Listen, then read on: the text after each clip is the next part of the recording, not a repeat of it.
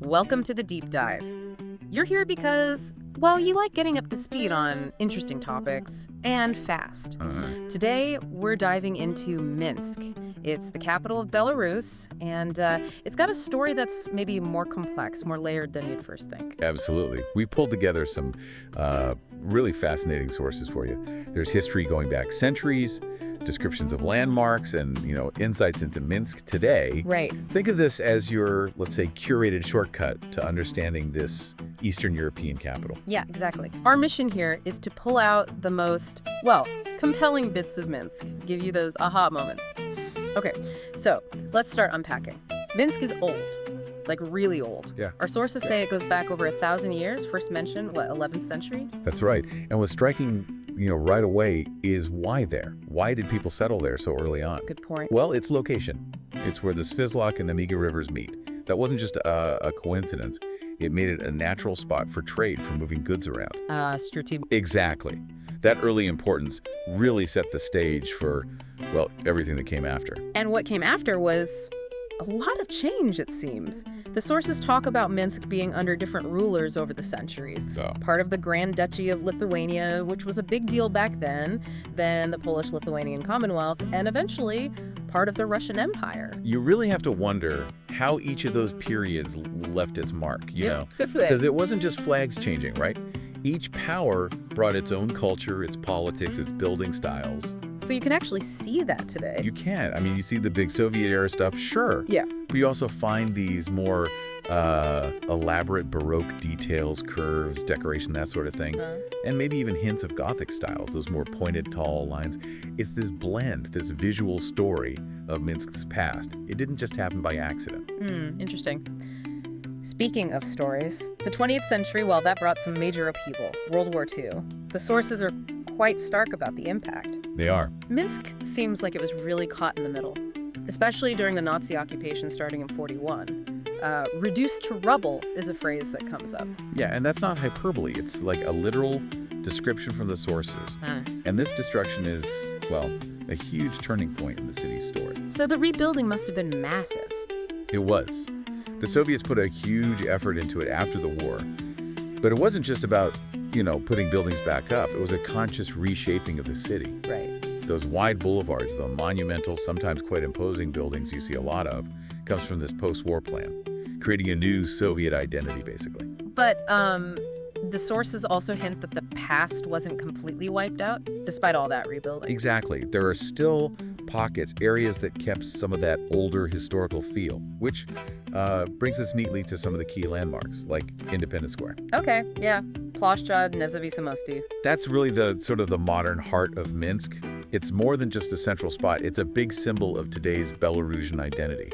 And those grand Soviet buildings around it, Government House, Hotel Europe. Yeah, they really dominate the view. They speak volumes about that post-war ambition, that scale. But close by, there's something older, the Holy Spirit Cathedral. The sources call it a beautiful example of Baroque architecture. Those flowing lines, lots of decoration. And it's one of the oldest churches in Minsk. So you get that contrast right there. Precisely. You walk around Independence Square and you immediately get this sense of Minsk's layers. The Soviet vision, the older Baroque beauty, side by side. Okay. Then there's Victory Square, Ploshchad Pobedy. That sounds like it has a very different feel. It does. Much more somber, much more significant in terms of memory. It's dedicated to the Soviet victory in World War II. And the Victory Monument is right in the middle. Sounds imposing. It is. It's meant to be a constant reminder of the huge sacrifices made during the war. And the War Museum is nearby too. Yes, the National Museum of the History of the Great Patriotic War. Having it so close really underlines the city's focus on remembering that period, on understanding Belarus's role. It's not just history lessons, it's like fundamental to their national story. Okay. Now, shifting direction a bit, something much newer and definitely catches the eye. The National Library of Belarus. Ah, yes. Our sources call it an architectural marvel, that diamond shape. It's pretty unique, opened in 2006, so quite recent. It is striking, isn't it, how a building for something timeless like knowledge can be so contemporary in its design. And it's huge inside, too. Over 8 million items, apparently. So it's not just for show, it's a major center for research, education, culture. But you can go up to an observation deck. Yeah, that's mentioned. For panoramic views of Minsk. Sounds like a brilliant way to kind of grasp the city's layout. Definitely. Okay, so from that very modern structure to something that sounds like stepping back. Minsk's Old Town, Trinity Hill area. Right, the Trinity suburb particularly. The sources describe it as, charming cobblestone streets, colorful houses. It paints a picture of a different, maybe older Minsk. Even though much of the old city was destroyed. Exactly. While a lot was lost in the war, the restoration work around Trinity Hill gives you this connection to the city's earlier life. And Trinity Church is there too. Mentioned as a lovely example of classic Belarusian architecture. Maybe something a bit more traditionalist, ornate than the Baroque style we talked about. It's the kind of place you could just wander, imagine the history. Sounds nice. And if you need a break from all the history and buildings, Gorky Central Park comes up. Yes, a key green space. Seems like your classic city park vital for urban life. What's it got? Well, walking paths, ponds, playgrounds, even a small amusement park, apparently. So definitely a spot for locals and tourists to just relax, maybe take a boat out. The everyday side of Minsk. We mentioned it earlier near Victory Square, but the Belarusian State Museum of the Great Patriotic War gets its own focus in our sources too.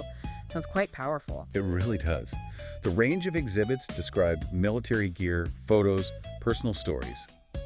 It seems like it gives you a very deep, very moving sense of the war's impact on Belarus. Not just facts and figures. No, much more about the human cost, the resilience. It sounds like a profound experience. And finally, on maybe a more reflective note, the Island of Tears. Ah, yes. Yeah. A memorial. It's dedicated to Belarusian soldiers who died in the Soviet-Afghan War back in the 80s. It's very poignant. It does.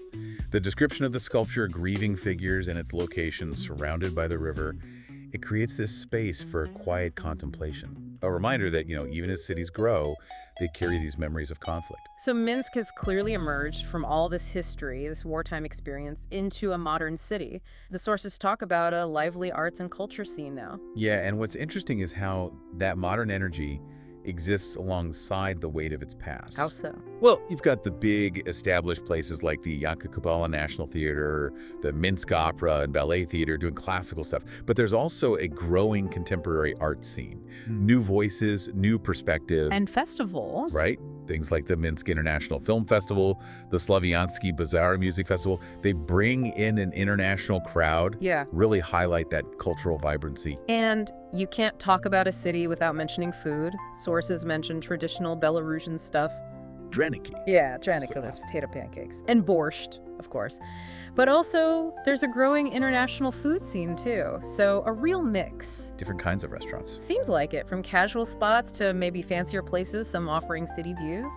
It's that blend, again, proud of the new, but still connected to tradition. So if we pull it all together, Minsk really does sound like the city of contrasts, just like the sources suggested. Absolutely. There's this fascinating interplay between its long, sometimes difficult history, that very distinct Soviet-era architecture from the rebuilding. And then this really vibrant, modern cultural life happening right now. Exactly. You get the sense of a city that's been through massive changes, but has held on to a unique character.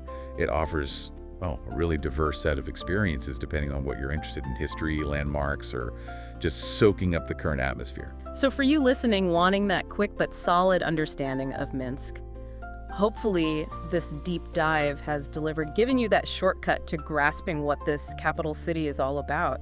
It's been pretty eye-opening seeing all those layers. It really has. And, it brings up a final thought, something to maybe chew on. Okay. Considering Minsk's history as this crossroads and how it's developed, especially balancing its past and present, what kind of future role could a city like this play, in our fast-changing world? It makes you think about how history and modernity keep shaping cities everywhere, doesn't it?